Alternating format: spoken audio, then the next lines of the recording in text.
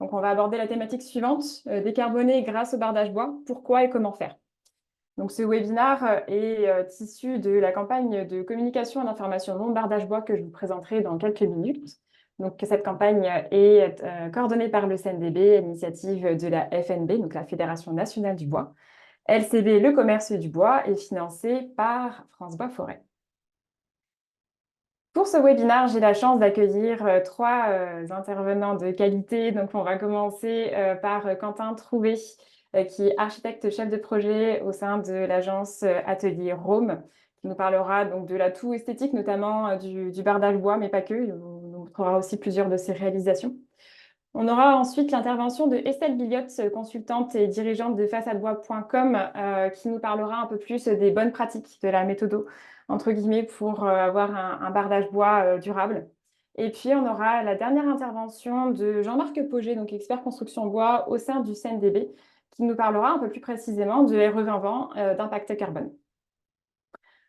Avant d'entrer dans ce contenu bien précis, je vous rappelle juste les informations pratiques pour un webinaire. Donc, vous le savez tous, en tant que participant, vous n'avez pas la possibilité d'activer ni votre caméra ni votre son.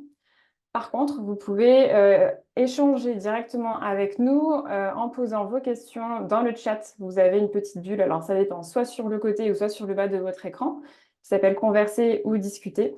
Et vous pouvez envoyer vos messages ici. Ils sont visibles de tous. Ne vous inquiétez pas, ils seront tous prélevés à la fin du webinaire.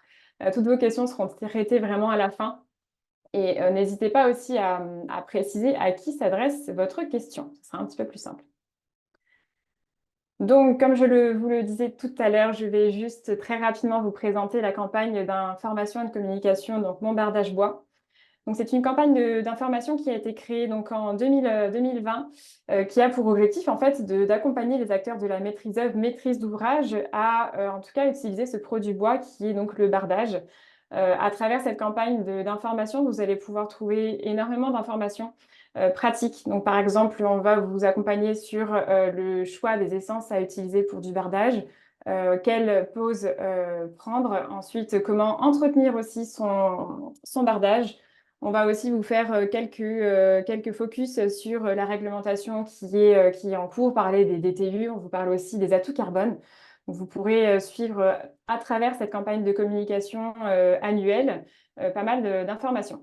Donc, vous avez notamment le site internet que vous pouvez voir ici, donc mon-bardagebois.com.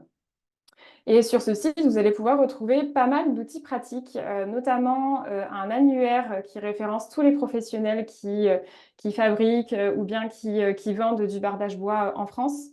Vous avez également un sélecteur d'essence qui a été développé très récemment, qui vous permet, en fait, en fonction de vos critères, de pouvoir trouver l'essence la plus adaptée à votre projet. Donc, vous avez pas mal de critères, par exemple, sur la couleur, la nodosité, le prix. Donc, vous avez ce sélecteur en ligne qui est donc gratuit, que vous pouvez utiliser. Vous avez aussi la possibilité de retrouver sur ce site un comparateur d'impact carbone. Ça, je laisserai Jean-Marc vous le présenter pardon, tout à l'heure. Donc, tout simplement, c'est un comparateur qui permet de voir l'impact carbone de tous les matériaux pour du bardage bois. Donc, Jean-Marc le précisera et vous le détaillera à la fin du webinaire. Vous allez aussi pouvoir retrouver sur ce site cette campagne via des réseaux sociaux, notamment des inspirations, des conseils et astuces. Et on organise quelques événements, comme aujourd'hui par exemple. Donc, on organise des webinaires sur des sujets bien précis liés au bardage. Et on fait aussi des visites d'opérations. La prochaine sera sur Paris et en fin d'année, il y aura plusieurs visites d'opérations avec bardage bois dans quelques villes de France. Donc, n'hésitez pas à nous suivre pour être informé de toutes ces informations-là. Donc, comme je vous le disais, vous pouvez nous retrouver sur tous ces réseaux sociaux ici et sur le site Mon Bardage Bois. Voilà pour ma petite information mise en contexte. Je vous laisse tout de suite entre les mains de Quentin, donc du coup, qui va vous présenter son agence et tous les projets avec Bardage Bois. Bon webinaire à tous. Oui, bonjour, bonjour à toutes et tous. Tout d'abord, merci pour l'invitation. Là, nous, c'est une première, hein, cet exercice de présentation de projet sur un thème comme le bois. Donc moi, je suis ouais, architecte chef de projet chez Rome. Donc nous sommes à Nantes. On est une équipe composée d'une vingtaine d'architectes. Et en termes de commandes, on travaille essentiellement sur de la commande publique, hein. C'est assez diversifié. On a à la fois des opérations de logement collectif, d'équipements publics comme des écoles. On fait aussi des espaces culturels, des bureaux et dernièrement, on a aussi fait des maisons de santé et des piscines. Donc en fait, cette commande passe en gros, pour faire une petite présentation rapide, hein, ça passe par des concours. Donc on est mis en concurrence avec des confrères. Sur les projets, en tout cas, voilà, nous, on a cette volonté de gérer des missions complètes, c'est-à-dire qu'on fait le concours, on développe toutes l'esquisse du projet et on accompagne du coup le maître d'ouvrage, hein, le client, jusqu'à la livraison de l'opération avec la phase, la mission de chantier qui est essentielle hein, pour formaliser et réussir à emmener le projet jusqu'au bout. Aujourd'hui, on vous présente donc 6 projets en lien avec le bois. Après, c'est un échantillonnage de ce que fait l'agence. On travaille aussi hein, des matières un peu plus brutes comme le bois, comme le béton ou la pierre, ça peut nous arriver, ou même du métal comme du cuivre. Voilà, donc le premier projet qu'on vous présente, c'est une première commande de l'agence. Donc c'est un lieu de repos et un lieu de travail, hein. C'est un hangar ostréicole hein, qui est du côté de Etel, réalisé en 2009. Donc dans ce projet, on est sur une ossature, donc en mur ossature bois avec une charpente bois. Donc effectivement, l'usage du bois était un peu orienté. Et donc sur le type de bardage, on est sur un bardage donc à claire-voie, ce qu'on appelle autrement aussi un bardage ajouré, en pose verticale. Et c'est une essence de Douglas qui est finie avec une peinture noire. Sur la slide suivante, en fait, là vous avez un aperçu du projet dans son contexte. Voilà, donc on retrouve aussi ce côté chaleureux du bois hein, dans la construction. Et voilà, il y avait un patio qui avait été traité et on retrouve aussi du bois en lame de brut, pardon, en lame de bois brut de sciage peinte à la main. Voilà, pour vraiment cet esprit brut et plus champêtre. Donc ça, c'était pour une commande pour un particulier. Ensuite, toujours dans une commande pour un particulier, on a un projet à Sarzeau. Donc ça, c'est la diapo suivante. Je ne sais pas si... Super. Donc là, on est sur un projet donc sur la presqu'île de Ruisse, qui était une commande de maison de vacances, réalisée en 2013. Donc là, voilà, on retrouve cette écriture hein, de bardage noir en pose avec des tasseaux verticaux. Là aussi, donc en termes de conception, hein, indépendamment du dessin de façade, on est sur un projet en mur ossature bois, charpente bois, plancher bois, et également les menus extérieurs avec des grands coulissants qu'on verra sur la page suivante. Là, en termes de bardage et d'essence, on est sur du Douglas avec une peinture noire. Et c'est pareil dans cette logique. Alors là, on a un besoin aussi d'isolation, donc on retrouve du placo dans le placo peinture en aménagement intérieur et on a aussi ce petit clin d'œil avec ce patio intérieur dans la construction avec du bois qu'on retrouve aussi en finition de terrasse et en habillage intérieur aussi avec des lames bois brutes de sillage. Voilà, donc ça reste des commandes pour des particuliers, donc des commandes privées. Ensuite, on va aussi présenter un projet, donc là c'est un projet sur une commande publique, donc c'est le centre de travaux routiers situé à La Gouanière, donc La Gouanière, on est entre Saint-Malo et Cancale. Euh, Là, ce qui était aussi intéressant, c'est qu'on a voilà cette uniformité de construction, donc c'est 2 bâtiments scindés avec des grands ateliers. On a besoin de grandes hauteurs sous plafond. Et puis il y a aussi un petit espace pour le personnel avec leur bureau et un petit patio. La Gouanière, là on a changé. Donc là on est sur une haute essence, on reste sur du pain, hein, on est sur du mélèze. L'avantage du mélèze, c'est qu'il est classé. Donc en fait, il y a des classes de bois par rapport à leur résistance et à leur exposition aux intempéries et l'utilisation en extérieur. Donc là, on est sur un mélèze qui naturellement est classé 3. Donc l'avantage, c'est qu'on n'a pas besoin de traitement particulier sur ce bois. Donc là, il est resté brut. Et la particularité, c'est que, en tout cas, ça c'était une contrainte qu'on s'est donnée, c'est qu'on ne souhaitait aucune fixation apparente. C'est-à-dire que normalement les lames de bardage sont soit vissées, soit cloutées. Là, dans cette conception, en fait, on a alors, on peut voir sur la diapo suivante, on a des panneaux en fait qui sont montés, préparés en atelier. Donc il y a tout un travail hein, en amont fait par l'entreprise, hein, effectivement, des prises de cotation.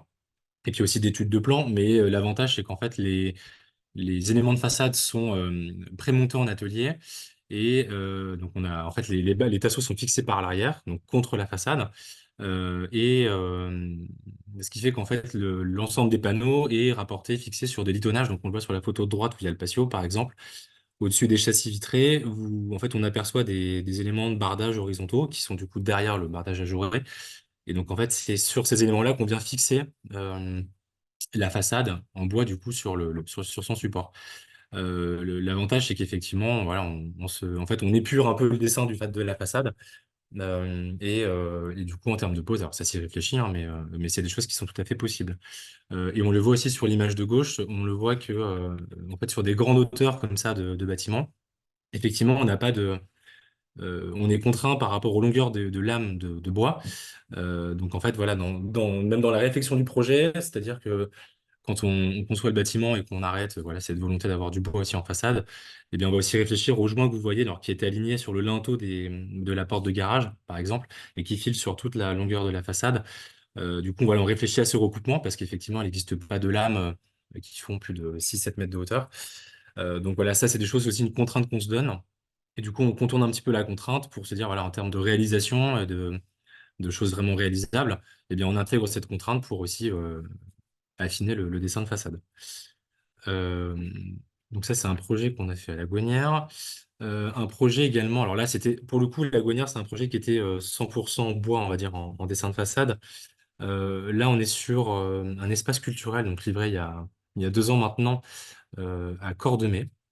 Donc on est entre Nantes et Saint-Nazaire, pas très loin de Nantes, hein, et de chez nous. Et donc là, alors, c'est un espace culturel. Donc en fait, dans le concours qui était demandé, pour parler un peu plus formellement, donc en fait, c'est un espace qui accueille différents lieux associatifs, des salles de spectacle, des lieux de répétition, des salles de danse. Donc en fait, il y a des volumes, il y a des hauteurs sous plafond qui étaient imposées, en tout cas des hauteurs minimum à respecter.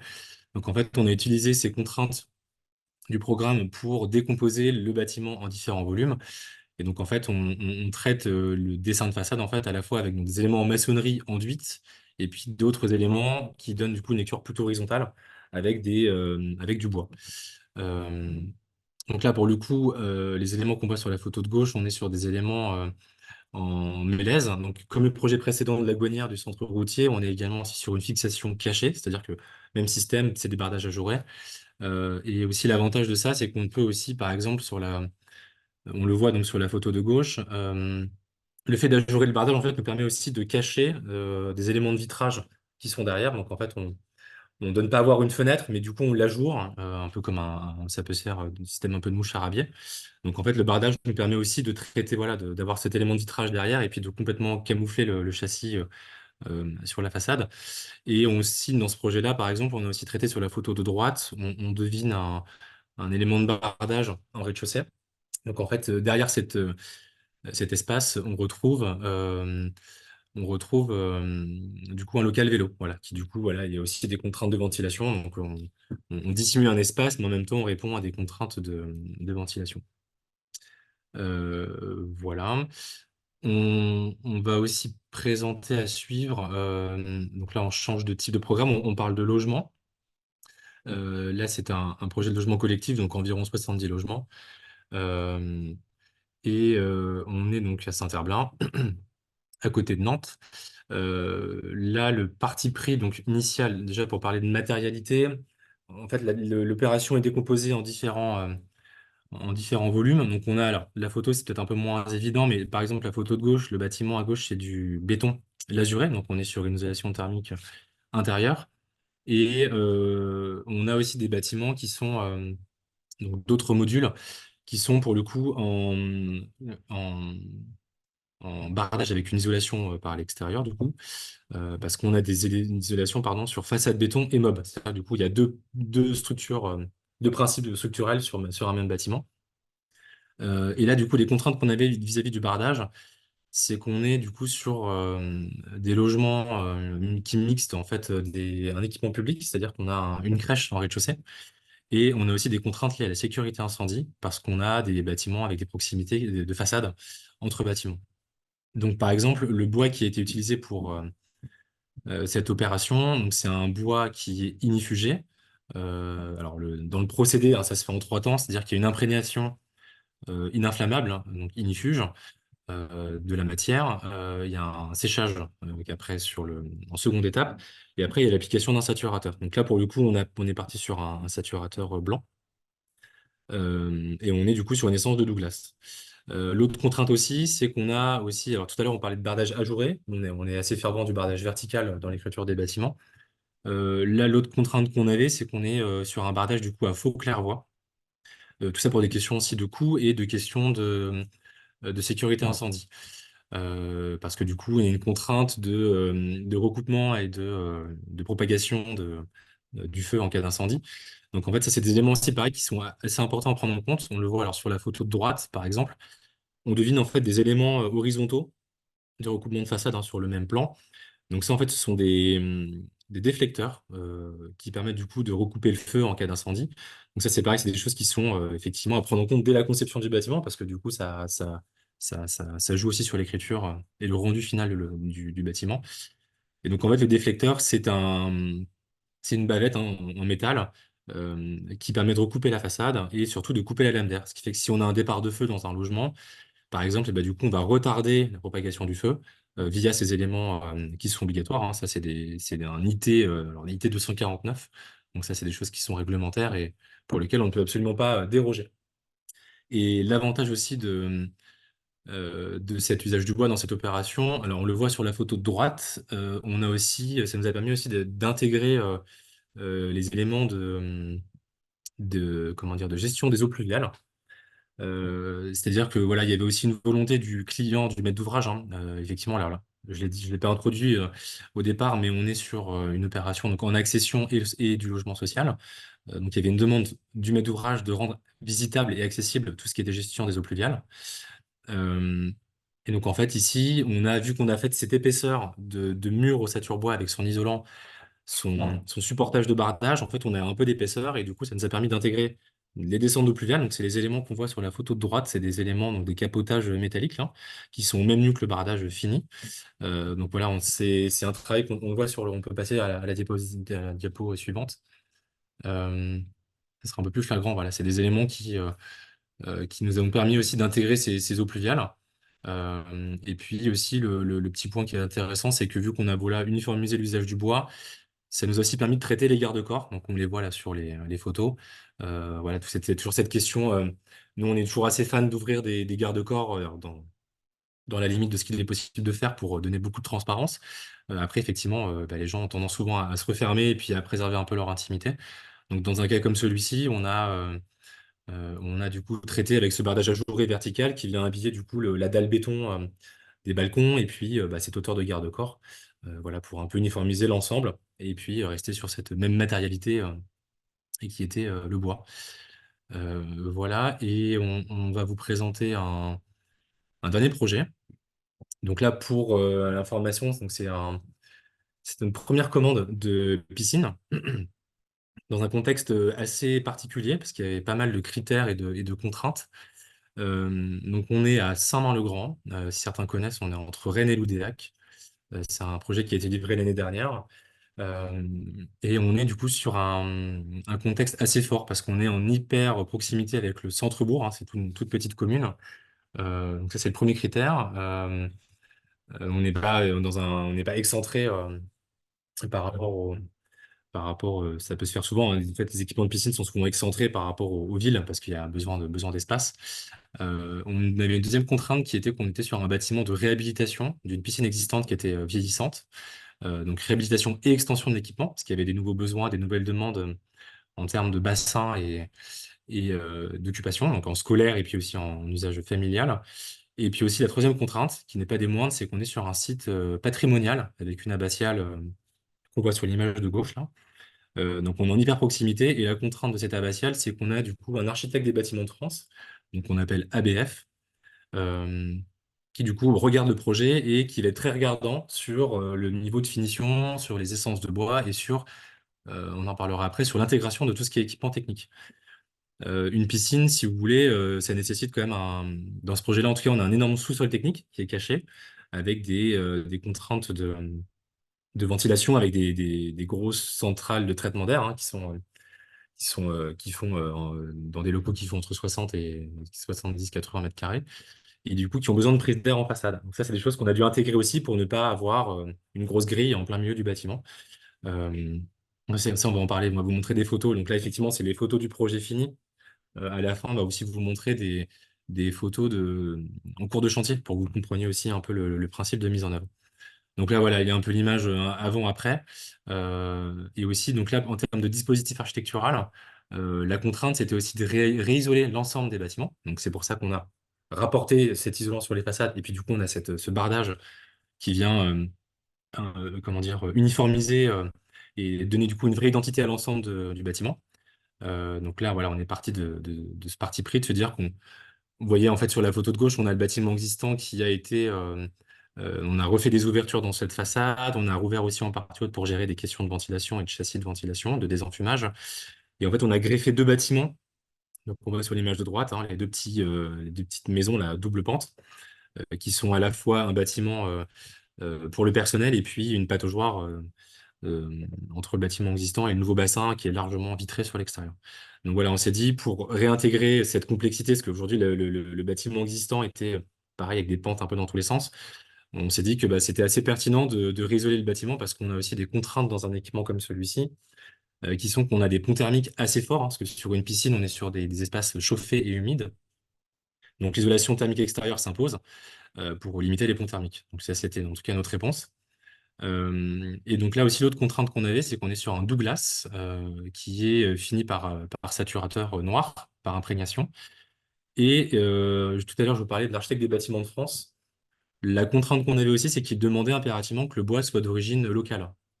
Et donc, effectivement, avec l'entreprise de bardage, voilà, on a une confirmation que le bois qu'on a posé sur cette piscine venait d'une forêt bretonne. Voilà, donc c'était une demande de l'architecte des bâtiments de France et on a su y répondre.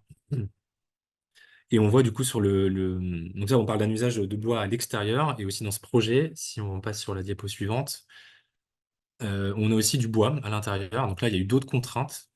Voilà, on a travaillé ce volume hein, de côté un petit peu domestique et en même temps ce grand plénum en partie haute hein, qui permet de cacher la charpente, des gaines de ventilation et aussi des châssis de désenfumage. La contrainte qu'on avait pour le coup avec ce bois à l'intérieur, c'est que le bois doit être adapté à une pose en milieu agressif. Donc, par agressif, on entend que les locaux sont en fait humides, parce qu'on est sur une piscine hein, avec une très forte hygrométrie. Et ils sont également du coup agressifs dans le sens où on parle d'éléments corrosifs, parce que le chlore en fait du bassin, de l'eau, si vous voulez, en fait, le chlore s'évapore dans l'air. Et donc, en fait, ça pose la question du traitement du bois. Donc là, pour le coup, on s'est rapproché d'une entreprise hein, qui est spécialisée en panneaux comme ça, d'habillage intérieur. Et voilà, ils ont eux les certifications pour nous confirmer que le bois, du coup, il est traité. Donc là, on a un traitement d'inifugation dans la masse avec un vernis de protection. Et si vous voulez, ça vis-à-vis d'un client, d'un maître d'ouvrage, voilà, nous, on avait en étude démarché l'entreprise sur l'entreprise qui fabrique ce type de plafond pour bien confirmer que c'est adapté en milieu de piscine. Et si vous voulez, derrière, vis-à-vis du client, on lui a aussi confirmé que c'était adapté et qu'on se lance pas dans voilà, une lubie d'architecte de vouloir impérativement du bois. Mais derrière, on a aussi des classements et des certifications au feu, la résistance dans le temps qui sont injustifiées. Euh, voilà pour cette partie-là. Et du coup, derrière, on vous a mis des photos donc de mise en œuvre. Ouais, donc là, on est plutôt dans la partie brute hein, du chantier que nous, on aime beaucoup parce que c'est là vraiment que tout se décide hein, sur un projet. Comme on le dit assez souvent, on a beau faire des carnets de détails très riches. Derrière, effectivement, il faut qu'on puisse, avec l'entreprise, lui faire comprendre ce qu'on souhaite et puis bah, que ce soit réalisable. Donc là, par exemple, ici, on vous a mis des photos pour vous montrer. Donc là, on a le pignon du bâtiment existant que vous voyez sur la photo de gauche. Voilà, donc en fait, on devine une trappe noire en partie haute du volume. Donc ça, c'est un châssis de désenfumage. Nous, dans l'idée qu'on avait, on ne voulait on voulait, comment dire, ne pas rendre cette trappe visible. Donc, le bardage nous a permis aussi de l'intégrer. Donc, dans ces cas-là, on étudie voilà, la limite de. C'est des trappes qui s'ouvrent à souffler. Donc, on a étudié voilà, le poids rapporté maximum autorisé sur ce soufflet. Donc, on a vu avec l'entreprise de faire des dimensionnements de bardage, voir quel poids ça représentait. Donc, ça, c'est des choses qu'on a pu parfaitement camoufler. Ça, c'était aussi une demande, en tout cas, de nous, notre niveau d'exigence qu'on avait. Et du coup, on voit également sur la photo du milieu, par exemple, donc là, on avait la façade béton existante sur laquelle on a mis donc des panneaux de mousse rigide, hein, d'isolant. Et du coup, vous apercevez du coup le pare-pluie. Donc, c'est la membrane noire qui est sous le litonnage. Et après, du coup, on a deux couches de litho. Donc, on a un litonnage vertical, un contre-litonnage horizontal, qui sont aussi peints en noir parce que le bardage est ajouré. Et du coup, vous voyez en fait le démarrage de la pose du bardage. Voilà, donc ça a permis d'uniformiser, comme je l'ai dit, toute l'opération. Et sur la photo de droite, par exemple, aussi, on a pour les halles de bassin, on a aussi vu que on a du désenfumage qui est très contraignant. On devait créer des ventilations basses d'amener d'air, donc naturelles. Et encore une fois, voilà, on a étudié une mise en œuvre particulière du bardage, c'est-à-dire qu'on a déligné les tasseaux pour du coup avoir la surface minimum de ventilation. Et du coup, ce qui fait qu'on a voilà, on a cet élément parfaitement intégré dans dans la façade. Et puis on va finir avec une dernière slide aussi, donc toujours sur cette piscine. On parlait donc de l'intégration des équipements techniques. Donc voilà, en fait, le châssis dont on vous parlait tout à l'heure, là, la fameuse trappe habillée en bardage noir. Donc là, la photo, c'est la troisième photo. Euh, donc ça, c'est en position de fonctionnement, c'est-à-dire que s'il y a un départ de feu dans le bâtiment, bah, effectivement, il y a des vérins qui ouvrent cette trappe. Mais en tout cas, en position non fonctionnelle, et ben, on a une trappe qui est parfaitement intégrée dans le bardage. Et dans le bassin, ça on le voit assez peu, mais dans le bassin, effectivement, c'est le même système. On a aussi des châssis de désenfumage où les trappes les vantaux ont été habillés aussi en bois pour parfaitement les dissimuler. Voilà. Et puis on va juste finir avec les deux photos de gauche. Euh, on parlait aussi de l'architecte des bâtiments de France, où effectivement ils ont un souci aussi du regard sur tout ce qui est commande réglementaire intégrée. Donc là, voilà, là c'est l'entrée du bâtiment. En fait, on a regroupé des éléments. Donc par exemple, on a un coffret de coupure pour la chaufferie, on a donc coupure électrique et gaz, on a des sondes de température, on a aussi un raccord ZAC pour faire de la ventilation dans la chaufferie. Et puis la grille que vous apercevez dans la partie basse du mur, là, c'est la grille. Du coup, c'est une ventilation obligatoire aussi vis-à-vis de la chaufferie qui se situe en sous-sol. Donc ça, avec le bardage, ce qui était aussi intéressant, c'est qu'on a pu faire créer une porte métallique qui est aussi bardée de bois. Et voilà, donc ce qui fait que l'ensemble de cet équipement et ces équipements qui sont toujours un petit peu disgracieux et un peu subis dans le bâtiment, et bien en tout cas dans ce projet-là, on s'est aussi permis de les intégrer, en tout cas pareil, en répondant aux contraintes des pompiers, des bureaux de contrôle, et ben d'intégrer l'ensemble de ces éléments pour voilà, les dissimuler dans le bâtiment. Voilà pour notre part. Merci à vous. Merci beaucoup, Quentin. On va donner tout de suite la parole à Estelle. N'oubliez pas, en attendant, de bien poser vos questions sur le chat. Voilà, On y répondra à la fin. d'accord. Merci Amandine, merci Quentin, en effet, pour ces belles opérations. Alors, Estelle Billiot, je suis consultante en construction bois. Diapo suivante. Merci Amandine, voilà, de faire le suivi des diapos. J'accompagne et je conseille, les porteurs de projets, architectes, maîtres d'ouvrage, sur, l'introduction, je dirais, du bois dans leurs opérations de construction et de réhabilitation. Également, donc, j'ai fondé la plateforme façadebois.com qui donne de la visibilité au sujet des façades ossature bois, et surtout, en effet, vous permet de retrouver, toutes les marques, la réglementation liée vraiment à l'enveloppe du bâtiment, dès lors que le matériau bois est introduit dans cette partie d'ouvrage. Slide suivante, je n'ai pas la main, alors donc, on va regarder, les bonnes pratiques. Après avoir, vu, des très belles opérations, on va faire un petit point en effet sur les bonnes pratiques de mise en œuvre du bardage bois. Alors déjà d'une part la durabilité et le choix des essences. Ensuite, sur la mise en œuvre et la conformité par rapport au DTU 41.2 et sur quelle typologie de bâtiment on peut poser du bardage bois et notamment ça sera lié aussi à la sécurité incendie. Donc on en a parlé tout à l'heure, mais c'est un point essentiel en effet pour faire le bon choix de votre bardage bois.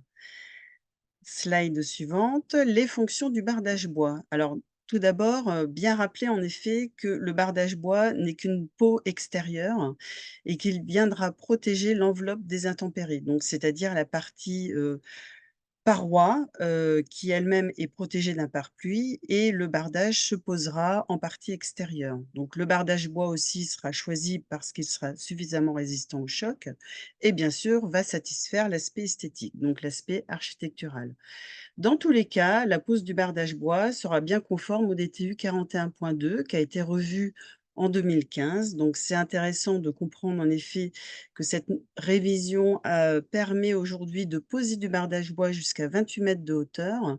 Alors, sous certaines conditions, quand on va travailler sur les calfeutrements et le travail des ouvertures hein, qui se positionnent sur la façade.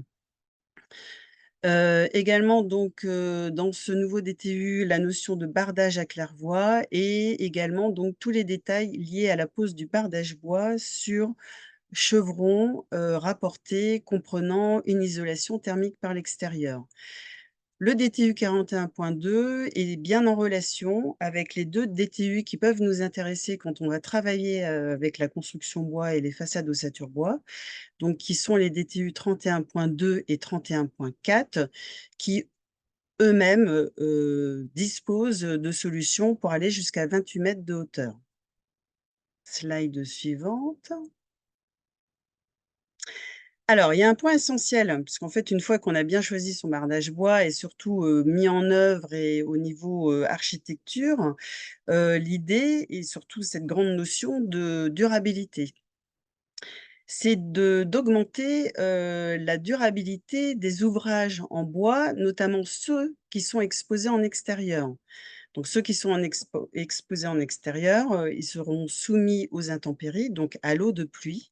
On a un guide sur lequel en fait on peut s'appuyer, qui est le «Conception des ouvrages bois exposés aux intempéries», réalisé il y a 2 ans maintenant et qui va reprendre toutes les dispositions constructives, que ça soit pour des éléments structurels comme des balcons, des pergolas et cetera, mais également pour les menuiseries et les parements. Donc l'idée vraiment, c'est d'augmenter la durabilité, d'aller au-delà des 10-25 ans usuels, mais d'aller au-delà des 30 ans. Alors ça va passer par des conceptions, particulières, donc par exemple sur des balcons, slide suivante, puisqu'en fait on va pouvoir rapporter autre que du bardage bois, des éléments également en bois qui vont s'associer à du bardage bois. On va privilégier avant tout une conception drainante. Cette conception drainante, vous voyez à gauche en effet, hein, on a des éléments qui sont bien écartés les uns des autres, avec aussi des coupes, biaises pour, favoriser l'écoulement de l'eau et comme la photo, en bas, vous montrant, les dispositions, de conception pour augmenter la durabilité des ouvrages. Slide suivante. Concernant le bardage bois, on va regarder les mêmes paramètres que les autres, éléments bois qu'on pourra soumettre, en extérieur. Et on aura, 3 paramètres, influents. Donc c'est-à-dire qu'en fait, on va déjà travailler sur la conception, en effet, hein, donc favoriser une conception moyenne et surtout drainante. On va regarder aussi également dans quelle zone géographique on se situe, par rapport, au taux de jours de pluie, donc c'est-à-dire par rapport au climat, si on se retrouve sur une zone géographique humide, modérée ou sec. Et également, donc on va regarder la massivité de la pièce de bois. Plus l'épaisseur de la pièce de bois est faible, plus il aura, un assèchement rapide, donc c'est-à-dire de l'eau qui va pouvoir, s'évacuer rapidement. Donc moins de rétention d'eau. Donc ces 3 paramètres influents vont s'associer également donc à un critère de longévité. Une longévité attendue pour le bardage bois qui va se situer, entre, 10 ans et 50 ans, voire 50 et 100 ans. Donc ça va nous permettre en effet de bien identifier la classe d'emploi, hein. Rappelons en effet que la classe d'emploi, c'est les conditions de situation auxquelles sont exposés le matériau bois. Quand on va parler de bardage bois dans une situation, courante, le bardage devra répondre à la classe d'emploi 3. On pourra toujours affiner en effet en fonction de ces différents paramètres et de la longévité attendue si on est sur une classe d'emploi 3.1 ou 3.2, hein, donc dans des zones qui seront donc non abritées ou non zones fortement humides. Donc retenons en effet que nous sommes plutôt dans une classification, une classe d'emploi 3. Slide suivante. Parce qu'en fait, la notion de durabilité, c'est aussi donc de se préserver des attaques biologiques. Donc quand on parle d'attaques biologiques, ça va être les champignons lignivores ou lignicoles, donc lignicoles qui vont, s'attaquer à la matière du matériau bois, par exemple comme la mérule. Ça va être aussi les insectes xylophages qui sont des insectes, volants comme, le capricorne ou la vrillette, et également donc les termites qui peuvent être, présents dans des zones, là déclarées infestées par, les termites, et donc on est bien cadré sur une loi, la loi termite. Mais on va donc se préserver des attaques biologiques. Donc ça va entraîner un choix d'essence qui peuvent être, ce choix peut être, soit, avec une essence naturellement durable ou une essence traitée, et on va regarder ensemble quelles sont les 2 grandes familles possibles. Slide suivante. Donc on pourra avoir une durabilité naturelle.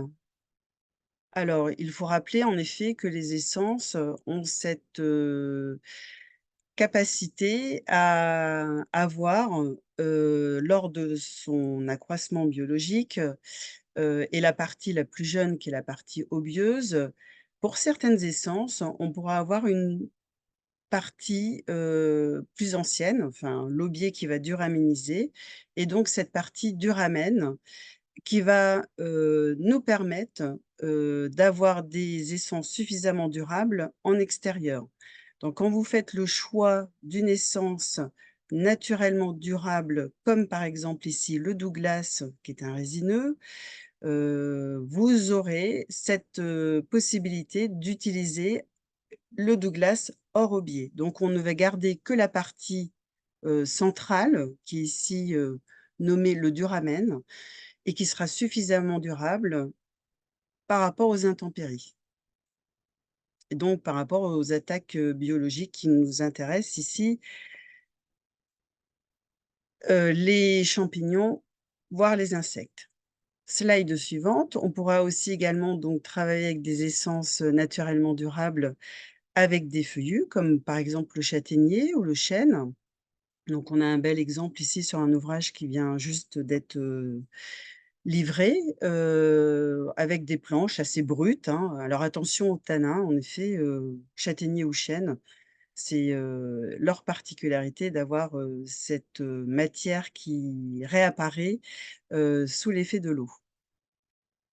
Donc ça sera une gestion à avoir quand on mettra en œuvre du châtaignier. Suivante. Alors, si nous n'avons pas des essences naturellement durables, et dans ces cas-là, on va conserver la partie obieuse, on va passer à des traitements qui sont, des imprégnations par autoclave. Donc on va, introduire, des produits, insecticides, antifongiques et antitermites par, cette grosse cuve. Donc c'est un procédé bien particulier. On fait vide, pression vide pour imprégner les produits, dans la partie obieuse, allant jusqu'au duramen. C'est une durabilité conférée par imprégnation pour obtenir des classes d'emploi 3.1, 3.2, voire 4 quand on est en exposition, assez, importante, notamment, par exemple, pour les lames de terrasse. On peut avoir des colorations marron, voire grises. Une certification, je dirais indispensable, hein, qui vous permet de vous garantir que le bois a bien été imprégné avec les produits de préservation nécessaires et que les bois sont bien préservés, c'est la certification CTB, CTB B+ ou CTB P+. Suivante. Alors, vous allez pouvoir avoir aussi également une autre façon de d'utiliser des essences, alors par un traitement qui est un traitement par haute température, aussi appelé, THT ou également avec différents noms en fonction des industriels qui vont faire ces traitements. Alors ce traitement, c'est, une cuisson du bois. En fait, on va, cuire le matériau bois dans des fours qui vont s'élever à une température autour de 200°. Chaque procédé est différent et en fait, on va, cristalliser la cellulose et l'hémicellulose. Donc ce sont des essences qui ne sont plus, dites appétantes pour, les champignons, voire les insectes et c'est surtout qu'on aura une bonne stabilité dimensionnelle, donc plus de variations, dimensionnelles, des bois. On n'a aucun produit de synthèse. Par contre, attention, on n'est pas, reconnu dans la norme de durabilité, liée au DTU 41.2. Donc demandez les essais de durabilité, voire des avis techniques aux fabricants de ces bardages. On aura également la possibilité d'avoir des essences, un petit peu différentes, comme par exemple le peuplier, l'épicéa, le hêtre et l'avantage c'est cette valorisation en effet d'essences qu'on n'utiliserait pas autrement en bardage extérieur. Suivant. Alors, si on rappelle donc ces 2 grandes familles, d'essences possibles, vous allez avoir les essences naturellement durables hors aubier, hein, qui seront à affiner en fonction du fascicule de documentation, donc P 20651, hein, qui reprend les 3 grands critères, qui sont, le climat, l'épaisseur de la lame de bois et la disposition. Alors, rappelons quelques essences, françaises, hein. Vous avez le douglas, mélèze, pin sylvestre, le pin maritime également. Dans les feuillus, vous aurez le châtaignier, le chêne, le robinier et le western red cedar aussi également, qui est un résineux, venant plutôt, du Canada, mais qui peut être, aussi, tout à fait disposé à être mis en bardage extérieur. Si on passe, avec cette deuxième grande famille, donc des traitements de préservation, on aura une durabilité conférée et dans ces cas-là, la garantie du traitement, sera vue avec les fabricants. On pourra avoir donc le douglas, mélèze, pin sylvestre et pin maritime dès lors qu'on aura gardé la partie obieuse et également l'épicéa un petit peu à part, mais toujours, protégé par une finition. Vous pourrez, toutefois, aller un petit peu plus en détail, sur, le site Préférer les bois de France, donc mis, en place par, la Fédération nationale du bois. Vous allez pouvoir retrouver, pas mal d'informations aussi également sur les différentes essences. Suivante. Alors, comme le rappelait, très bien Quentin, en effet, hein, l'évolution du bardage bois, ça se maîtrise ou ça se maîtrise pas, mais on essaye toujours d'avoir des conceptions, adaptées. Ce qu'il faut, rappeler, ce sont les 2 facteurs qui sont influents sur l'évolution du matériau bois, qui reste un matériau vivant, quand il n'a pas reçu de finition lasure peinture. Donc c'est un matériau qui va, en effet évoluer avec le temps. Donc vous avez déjà le premier facteur qui sont les UV dus, aux UV du soleil, donc qui vont faire, cette coloration brune, hein. C'est la ligne du bois qui va se colorer et ensuite vous avez l'effet de l'eau, donc l'eau des intempéries, qui va passer de ce brun à ce gris. Donc sur la photo, de droite, en effet, vous avez, vous voyez le bardage qui est bien abrité, en sous-face, qui a eu cette coloration brune, mais qui n'a pas grisé avec, l'effet de l'eau puisqu'en fait, c'est un bardage abrité et en partie haute, vous avez le bardage soumis aux UV puis à l'eau. Donc je ne détaillerai pas là, tous les cas de figure possibles, mais c'est déjà pour vous donner une compréhension en effet de l'évolution de la teinte. Suivante. Alors, on peut aussi également, parce qu'aujourd'hui on a quand même des solutions qui sont assez efficaces, se dire, «Je vais donner une architecture grise à mon bâtiment» et avoir des solutions de pré-grisaillement. Alors ces solutions de pré-grisaillement, on va les trouver soit par le procédé de traitement et imprégnation autoclave, où on va ajouter des pigments gris, donc procédé autoclave qu'on a vu tout à l'heure, ou alors également donc l'application d'une finition dite saturateur, donc qui est une finition non filmogène et qui va s'appliquer en surface du bardage bois et qui va pouvoir se colorer en gris, voire noir ou d'autres, couleurs d'ailleurs. Mais dans ce cas de anticiper le grisaillement, on va, privilégier le gris. Alors sur l'évolution et avec le temps, en fait, ces 2 procédés, va évoluer légèrement avec le temps, mais on aura toujours cette, je dirais, partie grise de façon assez homogène, quelles que soient les situations. Ensuite, on peut travailler aussi avec des lasures et des peintures. Voilà, on aura aussi cet aspect gris, mais on peut passer aussi avec des aspects très colorés. Alors attention, parce qu'en fait, vous allez avoir certaines lasures qui peuvent être semi-opaques et des peintures qui seront plutôt dites des finitions filmogènes. Donc, c'est-à-dire un film qui va venir emballer le bardage bois. Et ces finitions-là restent stables quelques années, mais ensuite demanderont en effet un entretien avec des fréquences qui vous seront, recommandées par les fabricants de bardage. Alors ma petite photo de droite, en effet, c'est pour vous montrer un bardage, qui n'aurait pas été entretenu, sur les bonnes fréquences, d'entretien, au bout de 5 ans ou 10 ans. Voilà, et une dégradation en surface. Donc c'est beaucoup plus compliqué après de réintervenir dessus. Suivante. Dans les bonnes pratiques, on va regarder aussi également, la mise en œuvre. La mise en œuvre, du bardage bois, donc conformément au DTU 41.2, on peut avoir des lames à claire-voie.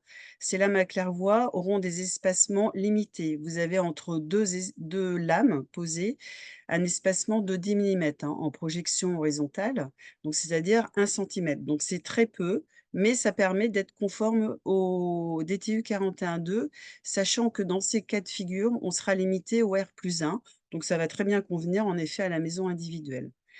Aussi également donc bien chanfreiner, hein, vos lames, horizontales pour toujours favoriser un écoulement de l'eau.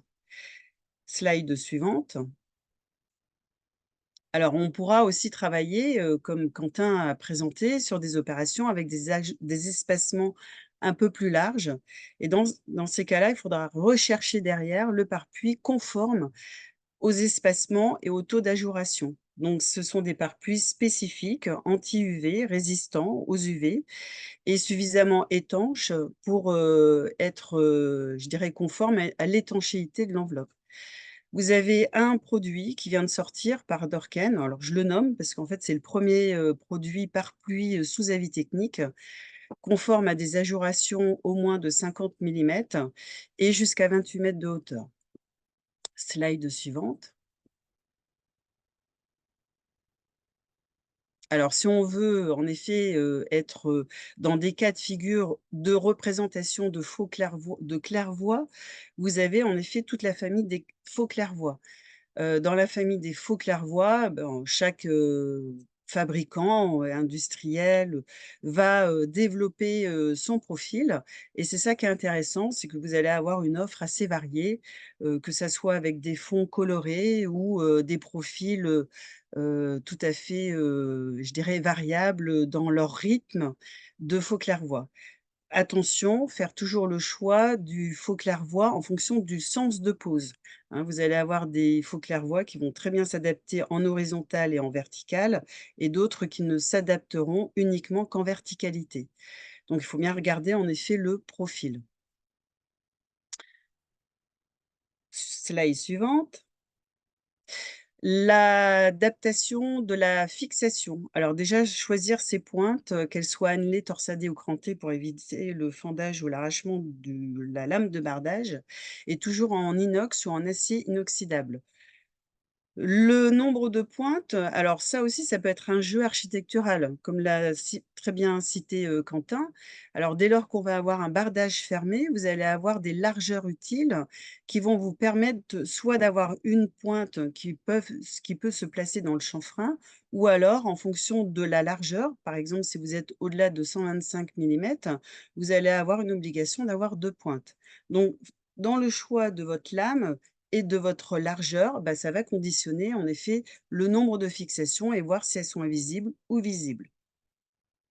Suivante, pas le temps de développer tout aujourd'hui, mais les règles de base, c'est de garder une bonne ventilation du bardage bois. Donc c'est de favoriser, une lame d'air, suffisante, surtout quand on est en pose verticale, c'est d'avoir 2 lithos derrière, d'avoir une garde au sol de 20 centimètres pour favoriser la ventilation de la lame d'air et éviter le rejaillissement d'eau sur les éléments bois et également donc avoir un taux d'humidité du bardage bois toujours, à 18 après ça dépend aussi en effet des régions, mais jamais supérieur à 18. Quelques conceptions de pieds de façade, donc vous pouvez avoir en effet, des caniveaux qui sont, créés donc, en pied de façade, et ces caniveaux sont comblés alors à gauche soit d'un caillebotis ou alors de cailloux. Alors les cailloux par exemple, ça va très bien convenir quand on est plutôt sur des petits ouvrages ou alors à droite, d'avoir, des éléments métalliques par exemple. C'est des cas de ce sont des exemples pour vous montrer comment on peut traiter les pieds de bâtiments. Slide suivante. Les angles aussi seront des éléments, que vous dessinerez, architecte, pour, donner une architecture, voilà, à votre ensemble de bardage. Suivante, parce que je vois que le temps passe et on va regarder, en effet, la propagation du feu par les façades, liée à la sécurité incendie puisqu'en fait, finalement, le choix du bardage bois, c'est aussi par rapport aux exigences réglementaires. L'exigence réglementaire, on a vu sur le DTU 41.2, on peut aller jusqu'à 28 mètres, mais maintenant, quelles sont, les contraintes liées notamment à la sécurité incendie? Donc quand vous êtes, en habitation, on va passer à la slide suivante. Eh bien, en fait, vous avez, bah, toutes les familles qui nous permettent pratiquement de poser du bardage bois, sauf la 4e famille où on ne pourra pas poser de bardage bois. Donc ça, c'est dans l'arrêté du 7 août, 2019, hein, qui vient, modifier l'arrêté, du 31 janvier 86. Mais dans tous les cas, quand vous êtes en première famille, en effet, vous avez, une réaction au feu D possible. Donc le matériau bois a cette réaction au feu, hein. De façon conventionnelle, on a une réaction au feu D. Donc première famille, réaction au feu D ou en bois, donc tout se passe bien. En deuxième famille, on a une réaction au feu du revêtement extérieur D, donc là encore, le bardage bois y répond. Et en troisième famille, eh bien, en fait, on va s'appuyer, pour répondre à l'IT 249, on va s'appuyer à une appréciation, à un ensemble de solutions qui servent d'appréciation de laboratoire puisqu'en fait, c'est l'arrêté, du 7 août 2019 qui nous le recommande, et ces appréciations de laboratoire, on va aller les chercher dans un ouvrage qui s'appelle, slide suivante, qui s'appelle, en effet, le guide bois, construction et propagation du feu par les façades. Donc on en est à la version 4. Aujourd'hui, c'est un guide qui fait référence à plusieurs essais qui ont été réalisés, les essais Le Pierre 2, nous montrant en effet des dispositions reconnues comme appréciation de laboratoire pour pouvoir concevoir des bâtiments en 3e famille et en 4e famille. Également donc pour les ERP hors 5e catégorie. Donc ça, c'est un ouvrage, indispensable à consulter qui vous permet en effet de prescrire du bardage bois avec des dispositions particulières. Slide suivante, et notamment la disposition, je dirais, quand on va parler d'architecture, peut-être la plus contraignante, ça va être le choix du bardage bois avec, la mise en place des déflecteurs. Les déflecteurs, vous avez 2 cas de figure. À gauche, un déflecteur en effet représenté avec une pièce de bois et un capotage en acier et à, la photo du milieu, n'est qu'une une partie, je dirais, débordante du bardage bois avec, un déflecteur en acier. Donc le débord du déflecteur va être, je dirais, conçu en fonction de différents critères, hein, le choix du bardage bois, sens de pose, le choix aussi de l'isolant et de l'écran thermique. Alors, en parallèle de ça, vous avez des appréciations de laboratoire qui sont plus particulières et qui appartiennent, à soit des industriels, soit un groupe, dans ce cas présent, sur l'image de droite, qui ont développé en effet, une appréciation de laboratoire qui permet d'avoir un déflecteur non pas horizontal et débordant, mais un déflecteur, vous voyez, vertical qui s'aligne dans le plan de la façade. Donc avec une bande en réaction au feu A2 sur 40 centimètres. Slide suivante. Dans tous les cas, si vous devez être, conforme aux appréciations de laboratoire, regardez bien en effet le choix du bardage bois par sa réaction au feu, le sens de pose et son épaisseur. Vous allez avoir dans ce guide 2 épaisseurs possibles, entre 20 et 22 millimètres ou supérieures ou égales à 26 millimètres. Où là, vous serez obligé de poser en plus des obturateurs de lame d'air. Voilà, et dans tous les cas, on utilisera des bardages bois fermés, pas de bardage bois à claire-voie. Voilà ce que je pouvais vous dire sur les bonnes pratiques, par rapport à un choix de bardage bois et sa mise en œuvre en fonction des différentes typologies de bâtiments que vous aurez à réaliser. Merci à vous.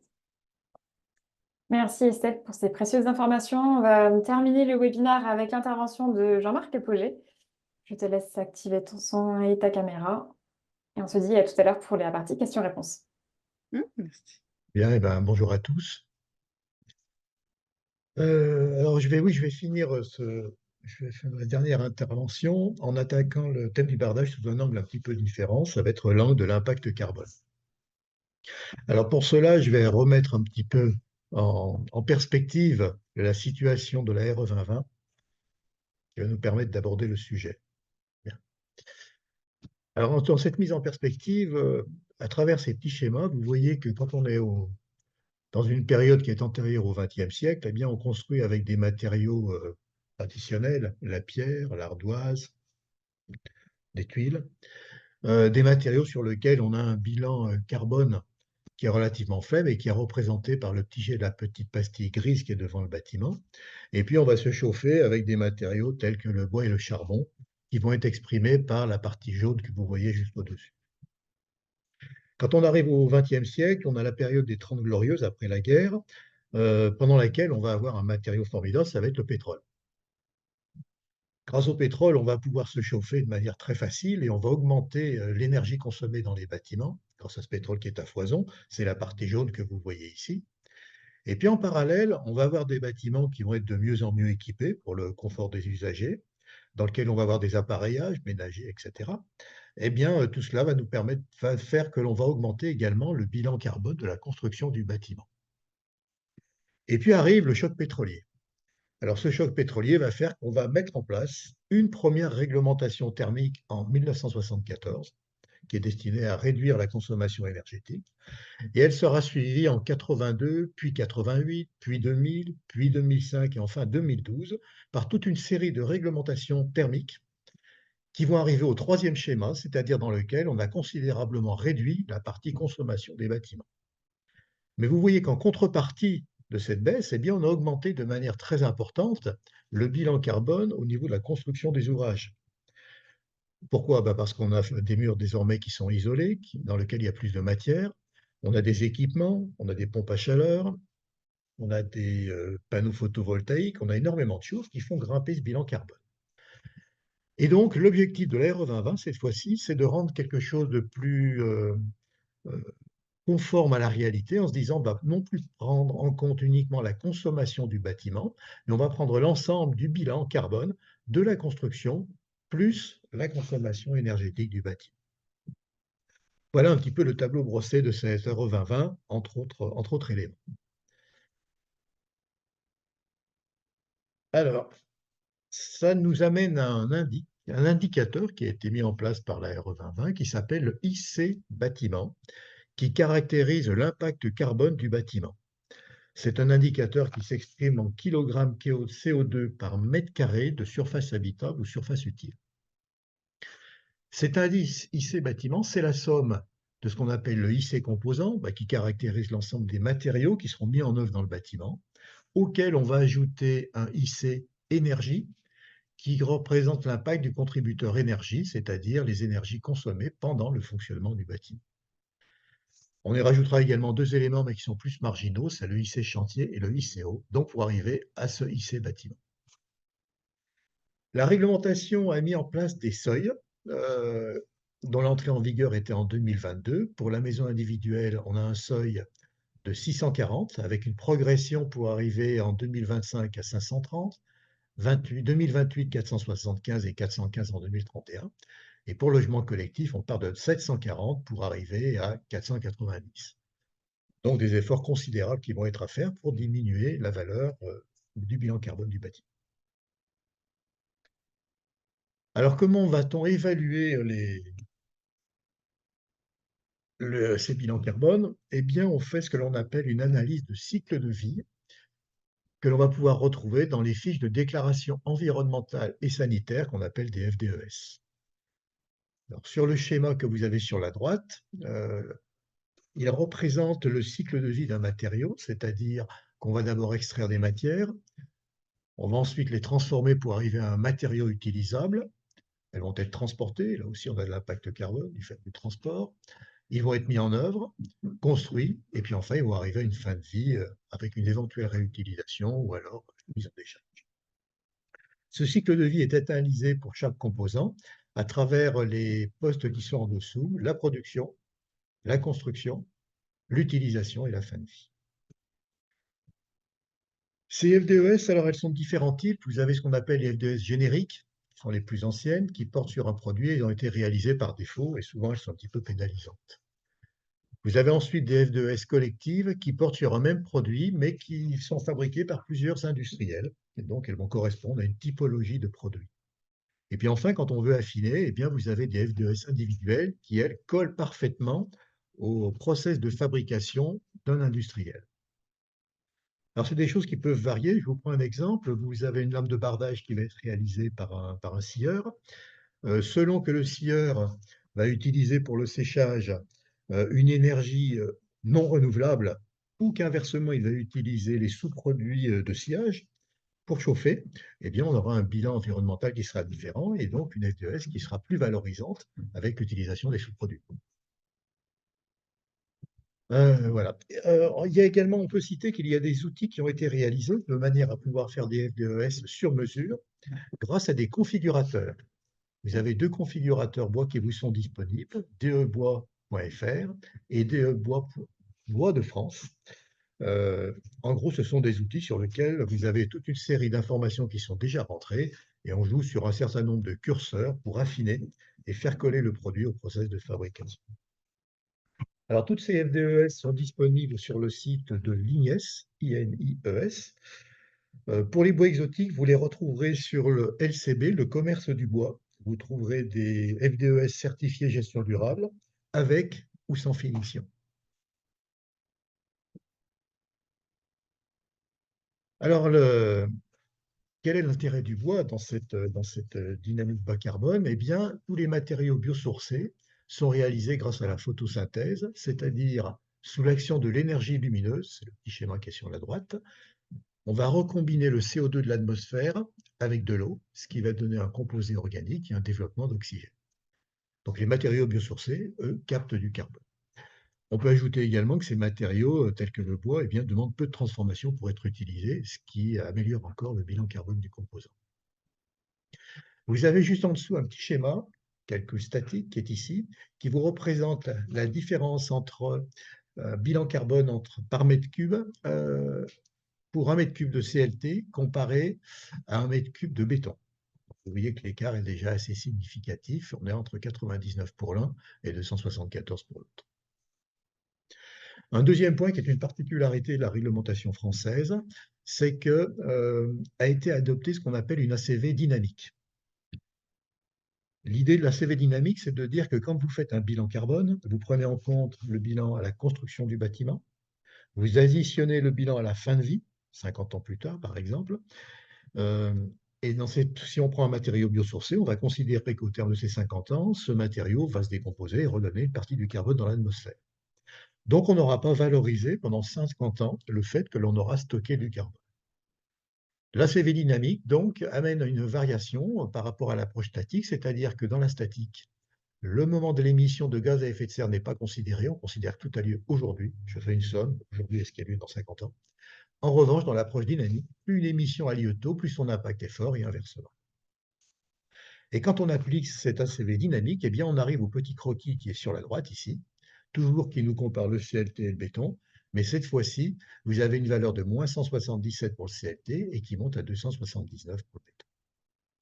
Donc l'usage des biosourcés va être vraiment très intéressant pour arriver à avoir des bilans bas carbone des bâtiments. Et je vais vous en proposer un exemple avec ce bâtiment qui est à Paris. C'est la résidence Gira qui a été réalisée par l'agent d'architecte 1003. C'est un ouvrage en R+5, Chab 940 mètres carrés, qui était réalisé en ossature bois sur tous les niveaux. Vous avez au rez-de-chaussée un plancher qui est en CLT, tout le reste est en ossature. Vous avez également une cage d'ascenseur qui est en CLT, ce qui n'est pas très fréquent. Donc là, vraiment, on a un usage du bois très important puisque le bâtiment emmène 350 mètres cubes de bois. Le calcul a été fait sur ce bâtiment de son IC construction et on aboutit à une valeur de 411. Si vous regardez, j'ai remis les seuils qui nous sont demandés par la réglementation, nous sommes en logement collectif. Aujourd'hui, on doit être à 740. Avec la valeur de 411, on voit qu'on respecte déjà la réglementation de 2031. Donc tout ça confirme bien que l'usage du bois, enfin des matériaux biosourcés, permet d'arriver à des seuils extrêmement bas au niveau carbone. Maintenant, on va focaliser sur un composant particulier qui est le bardage. Quel impact a le bardage? Alors pour ce faire, on a fait un travail en se disant, nous allons sélectionner 8 typologies de bardage ventilé. Nous avons choisi un bardage bois tout à fait classique, du bardage contreplaqué, ensuite du zinc, un bardage métallique, un bardage composite bois, du panneau stratifié, un bardage avec enduit, et puis enfin un bardage brique. Pour chacune de ces typologies, on a adopté un produit qui nous paraissait représentatif à travers sa FDES ou éventuellement une FDES collective. Pour le bardage bois, c'est le bardage en lame de bois de France, collective qui a été prise. Pour le bardage contreplaqué, c'est les panneaux contreplaqués en okoumé. Pour le zinc, c'est VM Zinc qui a été choisi. Pour le bardage métallique, c'est l'enveloppe métallique du bâtiment, c'est une générique. Pour le bardage composite, c'est un bardage Sylvadec qui a été choisi. Un Trespa pour le stratifié. Pour le bardage enduit, il n'y en a pas beaucoup, c'est le Stovantec. Et puis enfin, pour la brique, c'est l'Argélite de Wienerberger. On a réutilisé les F2S, donc vous avez toutes les références qui sont sur la droite. Et enfin, on a fait un calcul en ACV dynamique de l'ensemble de ces produits. Et vous en avez la représentation sur ce schéma. Au niveau du bardage bois, on a une valeur négative, donc ça veut dire qu'on stocke du carbone. C'est l'idéal. Et puis enfin, vous avez de manière croissante le bilan carbone de l'ensemble de ces bardages. Donc on voit que l'écart quand même est assez considérable. Alors, dernier point, c'est une fois qu'on a comparé tout ça, c'est de se dire quel est l'impact du choix d'un de ces bardages sur le bilan global de mon ouvrage. Qu'est-ce que cela représente? On a choisi de prendre un exemple. On a imaginé un bâtiment de logement tout à fait traditionnel, de 4 niveaux, d'une longueur de 25 mètres, une épaisseur de 14 mètres et d'une hauteur de 11 mètres. On a calculé la surface de l'enveloppe. Et puis, on lui a appliqué différentes typologies de bardage que je vous ai présentées précédemment, sur lesquelles nous avions les valeurs en ACV. On a imaginé, théorie de base, que le bâtiment correspondait à la réglementation 2022, était à 740. En lui mettant un bardage bois, eh bien, on améliore le bilan carbone de 0,7%. En contreplaqué, on va commencer à l'augmenter très légèrement, on va être à 0,11%. Et puis petit à petit, on va augmenter pour arriver au maximum avec le bardage brique qui, lui, va aller jusqu'à 3% d'augmentation. Donc on voit que finalement, l'impact du choix du bardage sur un ouvrage global tel que celui-là, il va varier dans l'ordre de 4%. On va être à moins quelque chose pour arriver à 3,2. Ce n'est pas rien, puisque si vous regardez l'évolution entre la réglementation 2022 pour arriver à 2025, c'est un gain de l'ordre de 12% qu'il va falloir trouver. Eh bien, sur le choix du bardage, déjà, vous pouvez peut-être récupérer pratiquement un tiers de ce qui est à trouver pour répondre à la réglementation. Écoutez, voilà ce que je voulais vous présenter sur le thème du bardage et du bilan carbone.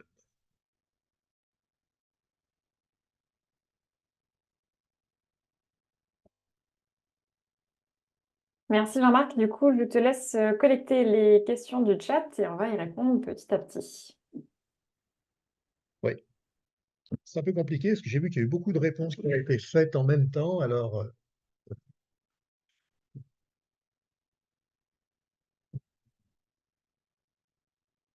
je ne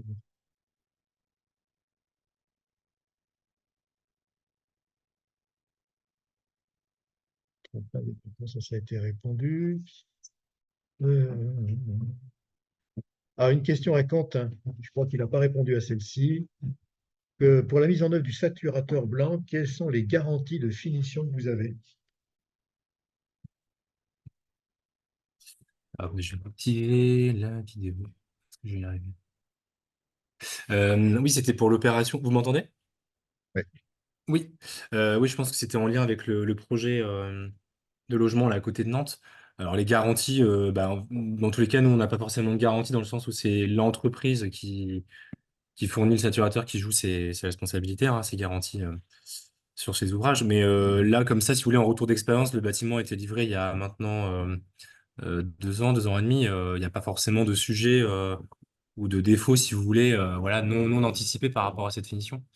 Euh, Comme je disais aussi dans une réponse, effectivement, en fonction aussi de l'exposition du bâtiment, voilà, c'est vrai que là, on a fait un focus sur le bardage bois, mais effectivement, une façade bois plein nord ne réagira pas de la même façon qu'une façade sud exposée en plein soleil. Donc, nous, on a tendance à dire qu'effectivement, le bois, comme ça a été dit, c'est un matériau vivant et que il revient aussi aux maîtrises d'ouvrage et aux clients de prendre soin de cette façade, au même titre qu'on assure l'entretien intérieur, du suivi d'équipements techniques. Voilà, hein, c'est un ouvrage qui reste aussi à protéger et à traiter, en prendre soin, quoi, sur le long terme.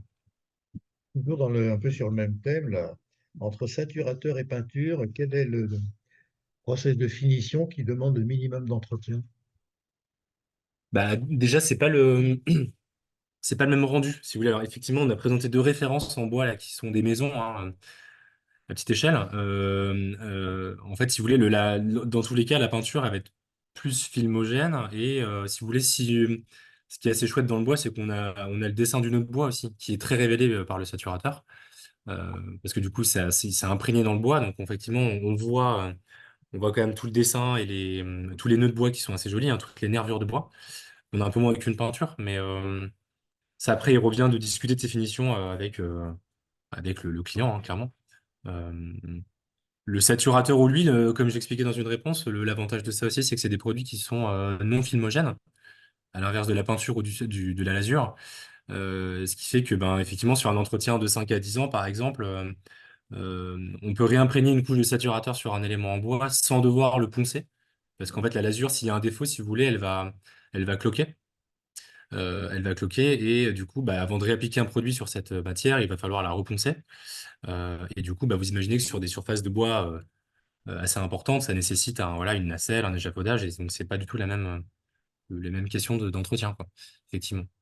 Donc nous, maintenant, par défaut, on prescrit souvent, alors par défaut, même par retour d'expérience plutôt, on prescrit sur ce type d'essence de bois très souvent du saturateur. Parce que c'est facile à mettre en œuvre, on sait faire des retouches aussi sur le chantier, hein. S'il y a des découpes de tasseaux, avec un pinceau, on sait réimprégner le bois avec 2, 3 couches, par exemple.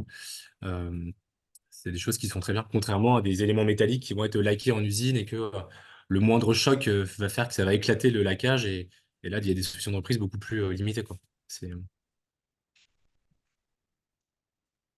Alors, une question peut-être pour Estelle. Une question est posée sur le réemploi de bardage. Est-ce que c'est des choses qui se font ou qui peuvent se faire? Oui, merci Jean-Marc pour la question. Alors, personnellement, je n'ai pas vu du réemploi de bardage, mais c'est certainement faisable, oui, parce qu'on a des éléments qui sont démontables. Et après, sur les bardages, en effet, on peut les réutiliser à d'autres usages. Ça reste quand même des éléments non structurels où on peut les utiliser, oui, peut-être pour faire du mobilier ou autre. Je connais plus un industriel qui fait de la menuiserie, qui récupère en effet toutes les menuiseries bois pour faire du mobilier, des tables, assez design, etc.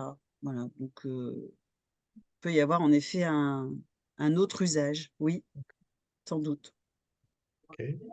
Une question a été posée sur la possibilité de faire une ETE avec du bardage, apparemment, tel que j'ai compris la question, sur une façade RT 2005, donc sur une façade ancienne. Alors, peut-être pour moi, alors comment opérer dans ce cas-là? Est-ce que vous avez une façade ossature bois déjà existante? Bien vérifier en effet son état, je dirais. Le pare-pluie aussi également. Si vous aviez un bardage, le déposer et puis à ce moment-là, refaire une ITE. Comme je vous l'ai rappelé, dans le DTU 41.2, alors c'est ça qui est intéressant, c'est que vous allez avoir les recommandations pour poser du bardage sur chevrons rapportés sur pâte équerre. Donc, entre ces systèmes de chevronnage, vous pouvez réinstaller en effet une isolation thermique par l'extérieur. On va privilégier ensuite la pose d'un pare-pluie et ensuite la pose du bardage. J'ai vu qu'il y avait pas mal de questions sur le vieillissement de Douglas, vieillissement des essences. Euh, je vous invite à aller sur le site du CNDB, dans la partie ressources, concevoir et revêtement extérieur. Vous avez plusieurs documents sur lesquels vous avez des reportages 10 ans après, 15 ans après sur des bâtiments Mmh. et qui permettent de décrire eh bien, pourquoi le bardage a noirci, pourquoi il s'est voilé, avec toute une série de recommandations. Ces documents sont téléchargeables, vous y avez accès très facilement. Alors Jean-Marc, juste avant que tu poses ta prochaine question, je me permets juste de faire entrer dans la salle Gwénolé, qui est un expert du sujet bardage bois et qui pourra aussi répondre à vos questions.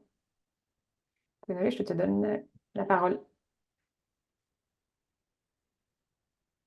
Normalement, tu peux activer ton micro. Que vous m'entendez? C'est parfait, Ouais. on Euh, t'entend. merci à vous tous. Donc, Gwenel Elite, je me présente. Je suis chef de marché construction bois chez Pifto Bois, donc un industriel français, scieur et industriel français, fabricant de bardage, notamment en Douglas.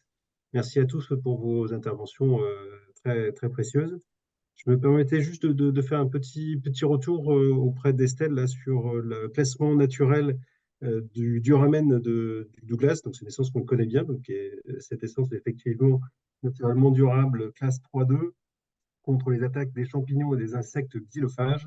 En revanche, attention, elle n'est pas résistante aux attaques des termites. Donc, il y a bien, quand on est Oui. sur une zone Mmh. termitée, c'est à peu près le cas sur 60 à 70% du territoire français, besoin d'avoir un traitement pour le préserver des termites. Euh, et puis, donc c'est le cas aussi des traitements en THT qui peuvent être résistants aux champignons et aux attaques des xylophages en fonction des tests réalisés par les industriels, mais n'est de toute façon pas résistant aux termites.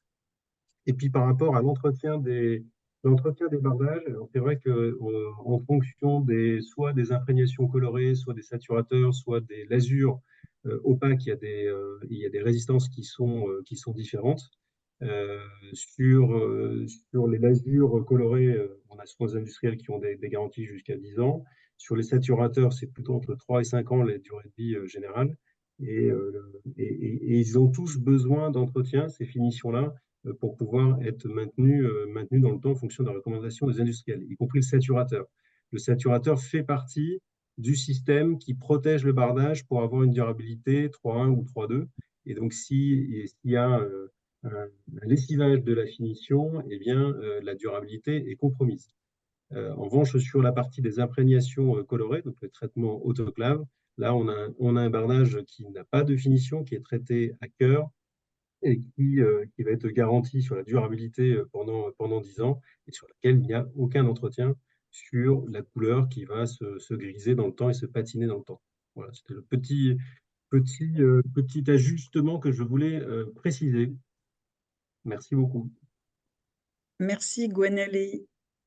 Alors, par contre, je rajouterai une petite chose et en effet, concernant les termites, c'est très bien, que Gwenaëlle, rappelle en effet que, voilà, les essences, ici, présentées, ne sont pas naturellement, durables aux termites. Juste par rapport au saturateur, si le saturateur est toutefois posé sur un bardage qui lui, est naturellement durable, voilà, il y a, la possibilité voilà, de pouvoir laisser, ce saturateur, si on le souhaite, faire son effet, dans le temps, mais dans ces cas-là, il y aura une évolution, hein, du saturateur et de la teinte. Voilà, je les formulations de saturateurs peuvent être, très variables aussi, hein. Donc voilà, donc là, on va avoir des cas, bien différents en fonction, des lames de bardage, du choix des saturateurs, du choix des essences. Je vois qu'il y a quelques questions qui s'adressent à ma partie. Euh, Y a-t-il un site, un organisme qui permet d'effectuer le calcul carbone? À ma connaissance, non. Généralement, ça passe par un professionnel. Donc, vous avez des bureaux d'études qui sont spécialisés là-dedans et ce sont souvent des gens qui font déjà la thermique, qui se sont orientés vers ce genre de calcul. Qu'en est-il de la norme A2 pour les FDES? Là, je ne connais pas très bien le sujet. Peut-être que Guénolé, tu le connais? Oui, alors c'est vrai, vous m'entendez toujours, ouais. Sur la réglementation sur les FDS a évolué dernièrement, puisqu'il y a un nouveau référentiel pour calculer les impacts carbone et pour calculer d'une manière générale les FDS et donner les données chiffrées. Euh, donc, on est passé du format A1 au format A2 récemment. Euh, et donc maintenant, toutes les nouvelles FDES qui doivent être réalisées sont sous le format A2. Donc ça, je pense que c'est effectivement les entreprises, donc les bureaux d'études qui réalisent les FDES qui pourront de toute façon, qui ont l'obligation de toute façon de le faire sous le nouveau format. Ces formulations ont prennent en compte d'une manière différente en fait l'impact du recyclage, notamment des produits, produits biosourcés. Et ce qui va être important de plus en plus désormais de comparer, ce sont, comme ça a été fait très bien fait par l'étude de Jean-Marc Pauget là, qui nous a présenté, c'est de comparer l'impact carbone avec le calcul dynamique qui est pris en compte dans la RT 2020. Voilà, donc voilà. Donc, mais bon, désormais, ce qu'il faut retenir, c'est que c'est simplement le format de calcul des FDVS qui est à prendre en compte. Donc, on va être dans une période, et ça, il va falloir être vigilant pour tous, sur laquelle on va comparer des FDVS qui ont été faits sous le format A1 et des FDVS qui ont été faits sur le format A2. Et donc, il faut beaucoup mieux regarder le résultat en mode de calcul dynamique.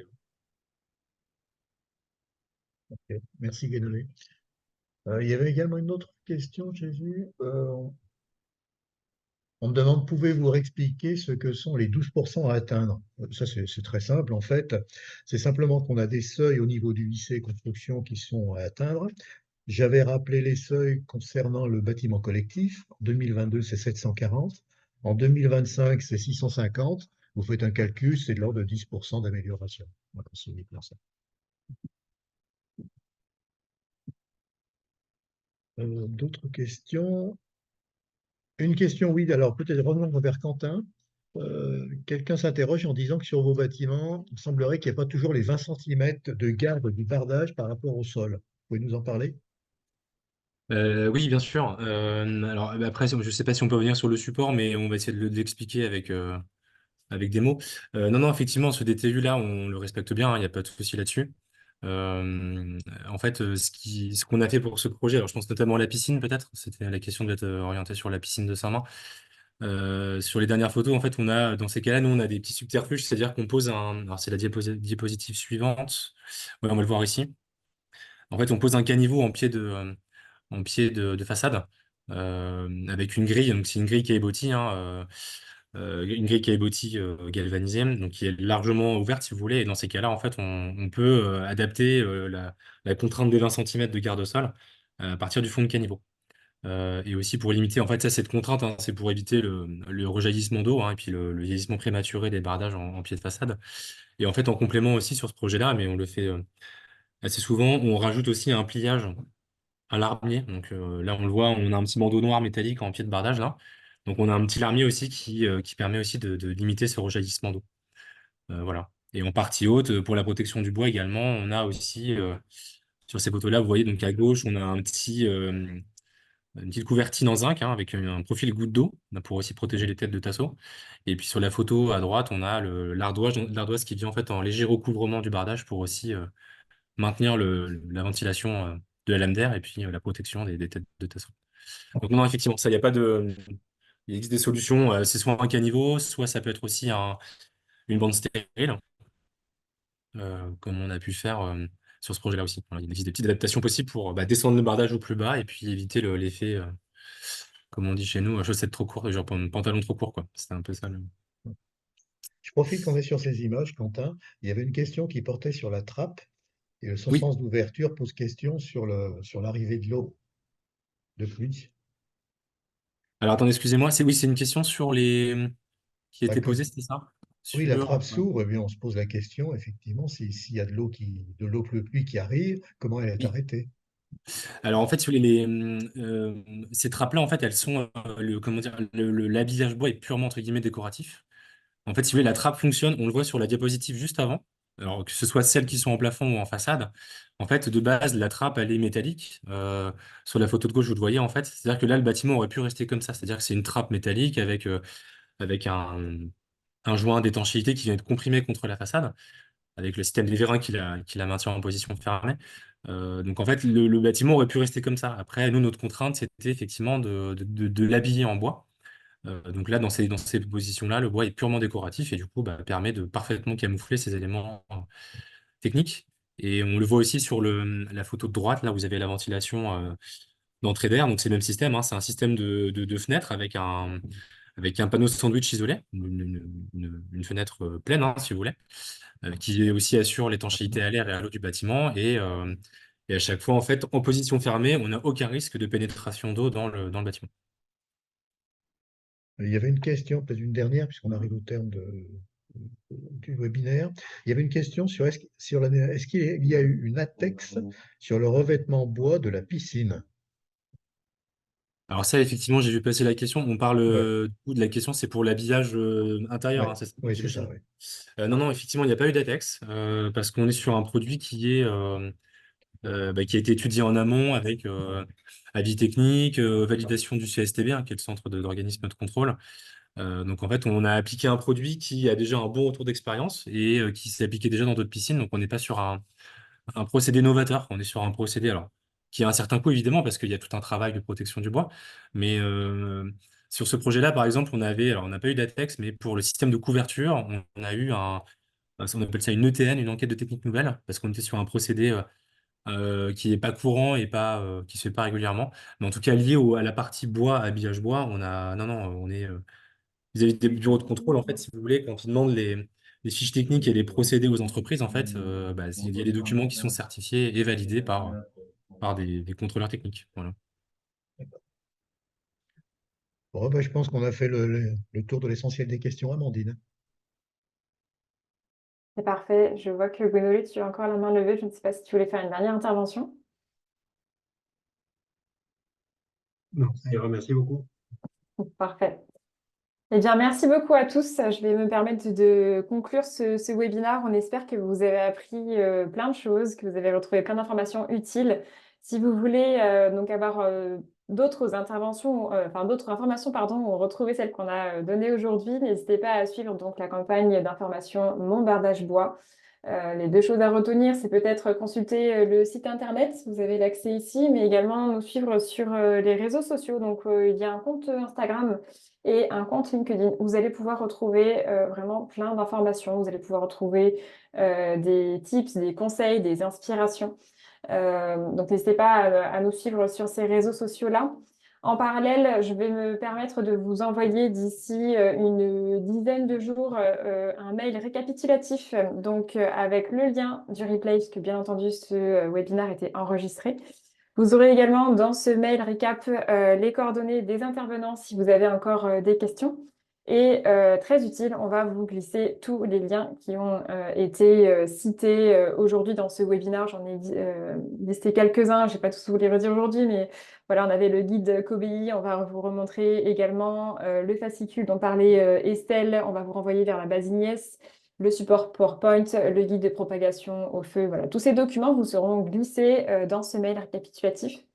En attendant, je vous souhaite à tous et à toutes une bonne après-midi. On vous remercie d'avoir suivi ce webinaire et je donne une petite mention spéciale et un merci à Jean-Marc Pogé pour son intervention. C'était sa dernière intervention en webinaire aujourd'hui puisqu'il nous quitte pour partir à la retraite demain. Donc un grand merci à Jean-Marc pour toutes ces belles années et merci surtout à vous, public, d'avoir été présents et nombreux. Vous étiez plus de 300 inscrits aujourd'hui et merci aux intervenants pour la qualité de leurs interventions. Merci, bonne journée à tous. Au revoir. Au revoir. Merci à tout le monde. Au revoir.